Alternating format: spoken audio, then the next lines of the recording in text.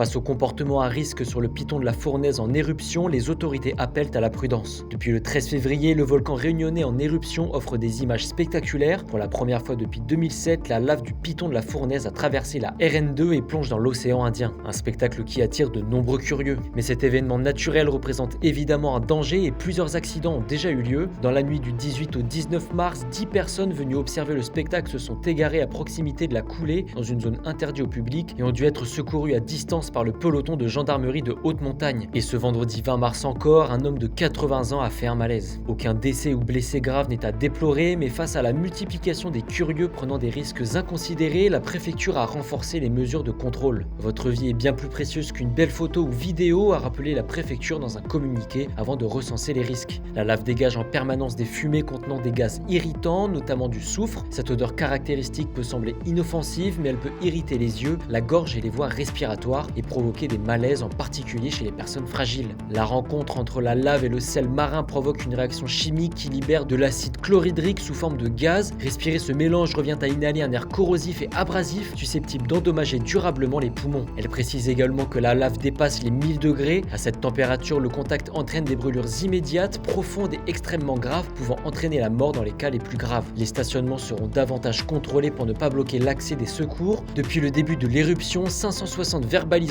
ont été dressées sur cet axe. Des points d'information ont été installés pour rappeler au public les secteurs autorisés et ceux interdits, ainsi que les dangers encourus.